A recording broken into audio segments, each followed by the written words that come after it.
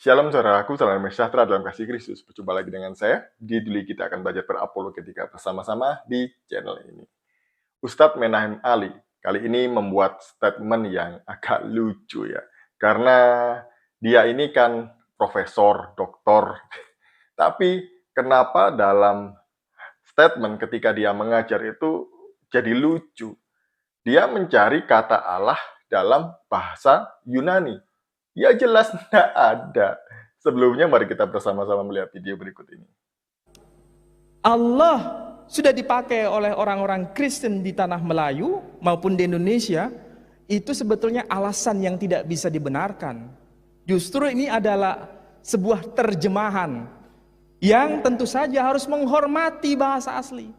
Saya berani mengatakan di sini, orang-orang Kristen pasti merujuk pada teks asli. Teks asli umat Islam berbahasa Arab dan muncul kata Allah. Orang-orang Kristen mengakui bahwa teks asli New Testament, the New Testament, Perjanjian Baru, itu ditulis dalam bahasa Greek.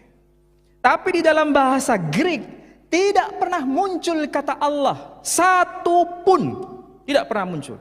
Akhir-akhir ini saya melihat banyak video dari Ustadz Menahem Ali ini yang mengatakan bahwa orang Kristen ini memakai istilah-istilah dari orang Islam. Contohnya salah satunya adalah kata Allah ini. Jadi kata Allah ini diambil atau dicuri, bahkan dia pernah ngomong itu ya, dari orang Islam. Lucu ya. Nah, dia tadi mengatakan bahwa kata Allah itu tidak ditemukan dalam bahasa asli Alkitab Perjanjian Baru, karena Perjanjian Baru itu memakai bahasa Greek atau Yunani. Jadi kata Allah itu tidak ditemukan dalam bahasa Yunani sepertinya. Ya, memang betul. Kata Allah itu tidak pernah ada di dalam bahasa Yunani.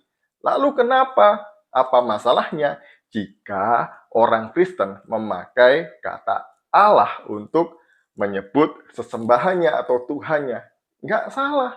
Karena sebenarnya kata Allah itu adalah generic name. Hanya orang Islam saja yang menganggap bahwa itu adalah proper name atau nama diri Allah.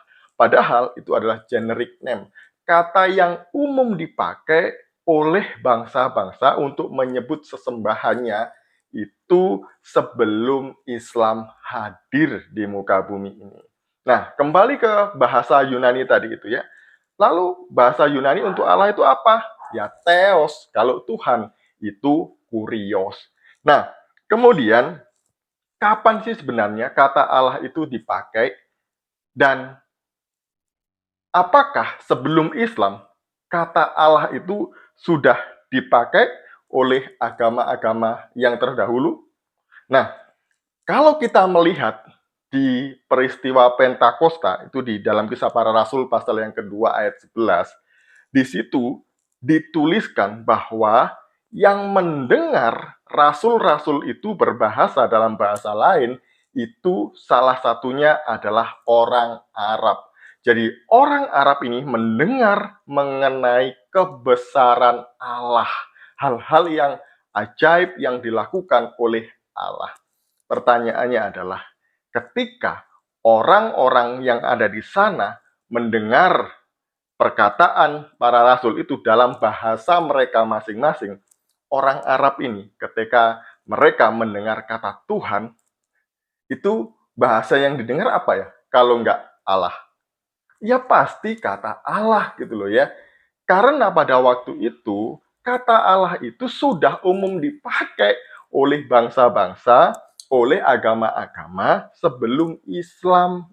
Kemudian kalau kita melihat di dalam Galatia pasal yang pertama ayat 17, ketika Rasul Paulus bertobat, yang pertama dia lakukan, dia tidak pergi ke Yerusalem, melainkan pergi melayani ke tanah Arab. Nah, pertanyaannya, kalau Rasul Paulus pergi ke sana, kemudian dia mengkontekstualisasikan Injil, dia pakai kata apa ya? Kemudian kalau ada orang Arab percaya, dia mau nyebut nama Tuhan dengan sebutan apa ya? Ya pastikan kata Allah. Karena bangsa-bangsa Arab sebelum Islam ada, itu sudah terbiasa memakai kata Allah untuk menyebut sesembahannya. Contoh agama monoteis sebelum Islam. Ada agama Sabi'in atau Sabean, kemudian Manikisme, kemudian ada Zoroaster. Itu adalah agama monoteisme. Jadi mereka ini menyebut Tuhannya dengan sebutan Allah juga. Pada tahun 431 Masehi, ada seorang uskup dari tanah Arab yang bernama Abdullah yang hadir di konsili Efesus. Jadi ini menunjukkan bahwa kata Allah juga sudah biasa dipakai oleh orang-orang Kristen di tanah Arab, karena Abdullah itu artinya adalah hamba Allah atau hamba Tuhan. Nah, di sini paham. Lalu kita lanjutkan lagi ya, mengenai jejak-jejak peninggalan Kristen Arab dalam prasasti.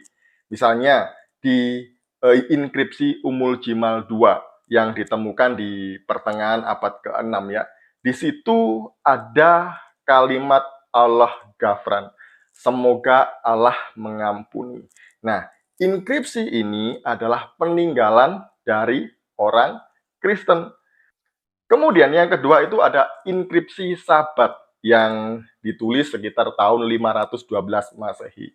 Di situ ditulis dalam 3 bahasa, bahasa Aram, bahasa Yunani, kemudian bahasa Arab.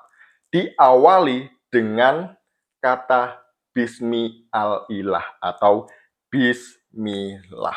Jadi di sini saja sebelum Islam ada, sudah ada bukti-bukti bahwa orang Kristen sudah lebih dulu memakai kata Allah sebelum orang Islam. Jadi kenapa pada akhirnya Islam seakan-akan memiliki hak paten terhadap nama ini dan orang lain tidak boleh memakainya, gitu ya. Harus kembali ke Bibelnya, bahasa aslinya. Nah, kenapa maksa? Karena kata Allah itu bukan murni milik Islam. Kalau Bapak Ibu Saudara melihat sejarah atau mempelajari ulang sejarah. Jadi begitu ya, Ustadz Menhaim Ali dan juga polemikus yang lain, bahwa orang Kristen tidak pernah mencuri kata Allah dari Islam. Karena nyatanya orang Kristen di Timur Tengah sana sudah lebih dulu memakai kata Allah sebelum Islam. Bahkan juga agama-agama monoteis sebelum Islam juga menyebut nama Tuhannya dengan Allah. Sekian dari saya, semoga ini memberkati kita semuanya. Shalom, salam waras, Tuhan Yesus memberkati.